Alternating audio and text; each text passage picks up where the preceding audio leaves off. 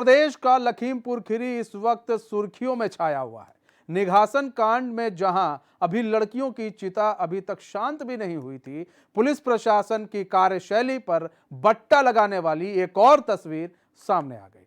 दरअसल भीरा थाना क्षेत्र के मूसेपुर गांव की रहने वाली किशोरी के परिजनों ने आरोप लगाते हुए कहा कि गांव के दो युवक ने उनकी गैर मौजूदगी में उनके घर में घुसकर उनकी लड़की के साथ दुष्कर्म करने की कोशिश की, जिसका विरोध लड़की ने किया। जिसके बाद दबंगों ने लड़की के साथ मारपीट की और वहां से फरार हो गए, जिसकी सूचना बाद में पुलिस को दी गई, लेकिन पुलिस ने हल्के फुल्के धाराओं में मुकदमा दर्ज कर अभियुक्तों को बचाने की कोशिश की। वहीं लड़की के परिजन घायल लड़की को इलाज के लिए अस्पताल में भर्ती कराया, जहां लड़की की मौत हो गई, जिससे गुस्साए परिजनों ने शव को रखकर प्रदर्शन करने लगे। सूचना मिलते ही भारी पुलिस फोर्स मौके पर पहुंच गई। अधिकारियों ने परिजनों से बात कर उन्हें समझा बुझा कर शांत कराया और शव को पोस्टमार्टम के लिए भेज दिया। वहीं पुलिस छेड़छाड़ संबंधी आरोपों को सही नहीं मान रही है। एसपी ने बताया कि मुकदमे में विवेचना के दौरान 304 की धारा बढ़ाई है। उन दोनों अभियुक्तों को गिरफ्तार कर लिया गया है और उन पर कार्रवाई की जा रही है। फिलहाल इस मामले में स्थानीय चौकी प्रभारी को लापरवाही के चलते निलंबित कर दिया गया है।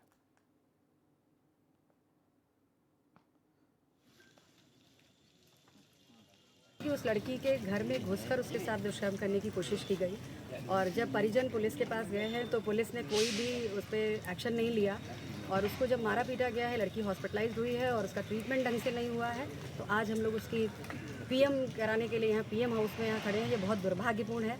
लगातार उत्तर प्रदेश में और स्पेशली लखीमपुर में लगातार इस तरीके की घटनाएँ घट रही हैं। भारतीय जनता पार्टी की सरकार से हम उम्मीद कर भी नहीं सकते अब कुछ भी, क्योंकि उनका तो एक तरीका है कि अब जब रेपिस्ट को बाहर निकालने के बाद उनका माला पहना के स्वागत हो, उनका टीका लगा के स्वागत हो, तो ऐसे लोगों से आप उम्मीद क्या कर सकते हैं। हाँ, तो बिल्कुल मैं तो खुद भी ये बात कह रही हूँ कि अगर पुलिस ने कार्यवाही की होती तो आज ये स्थितियाँ ना होती। और पुलिस काम करती है, ये आप भी जानते हैं। सरकार जैसा चाहेगी, जैसे मुख्यमंत्री चाहेंगे, जब वो बोलते हैं कि भयमुक्त प्रदेश है और अपराधी प्रदेश छोड़कर भाग गए हैं, लेकिन एक महिला होने के नाते मेरा सीधा सीधा आरोप मुख्यमंत्री जी पर है कि अगर उन्होंने महिलाओं की इज्जत, मान सम्मान और उनकी जान की परवाह की होती तो आज उत्तर प्रदेश और लखीमपुर में महिलाएं, लड़कियां असुरक्षित नहीं होती। आप अंदाज़ा सिर्फ लगाइए कि लगातार जिस तरीके की घटनाएं हो रही हैं, उनके घर, उनकी माँ बाप की कंडीशन क्या होगी। हम लड़की के भाई हैं जी। 12 तारीख को मामला था, वो जो मैं काम पे गया था 12 तारीख को, और मेरे घर पे मम्मी जी वो भी काम पे कहीं पड़ोस में दुकान पे कहीं गई थी, घर पे नहीं थी। मेरी बहन जो है भाई घर पे अकेली थी। पीछे से 2 लोग आए और उसको छेड़छाड़ करना चाहे और बहुत मारा पीटा, बहुत बुरी तरह के उसके गला वला दाबा उसका जी। सलीमुद्दीन आसिफ जी मुकदमा दर्ज किया था जी। 323 और 504 और 506 ऐसी धारा कुछ लगी थी कि हम कह रहे हैं हमारी मांगे पूरी तरह होगी, जिसे ये प्रार्थना है कि हमको न्याय मिलना चाहिए और हमको कुछ ना कुछ आवास वगैरह और जो ऊपर से जो कोई मुआवजा मिलता है वो भी देने की कृपया करें, और ऊपर से कोई हमारी छोटी पोस्ट या कोई चीज़ नौकरी हमको देने की कृपया करें।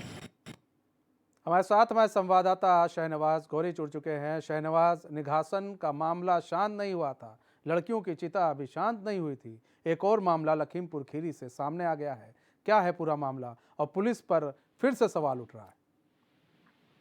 देखिए, बिल्कुल मनीष आपको बताए कि लखीमपुर खीरी में एक हफ्ते में अलग अलग जो घटनाएं निकलकर सामने आई हैं, उससे ये तो साफ हो गया कि लखीमपुर खीरी में जो कानून व्यवस्था है वो पूरी तरह से पटरी से उतरती हुई दिखाई दे रही।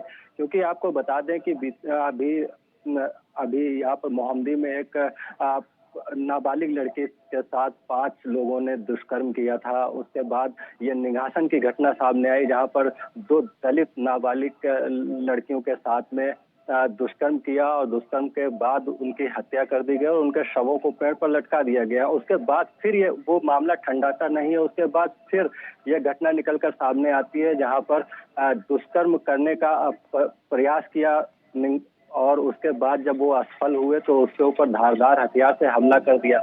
लेकिन यहाँ पर पुलिस ने कोई भी कार्रवाई उचित नहीं की, क्योंकि परिजनों का आरोप है। परिजनों ने कहा कि हम चौकी पर पहुंचे थे, वहां पर तहरीर बदलाई गई, वहां पर हल्की फुल्की धाराओं में मुकदमा दर्ज किया।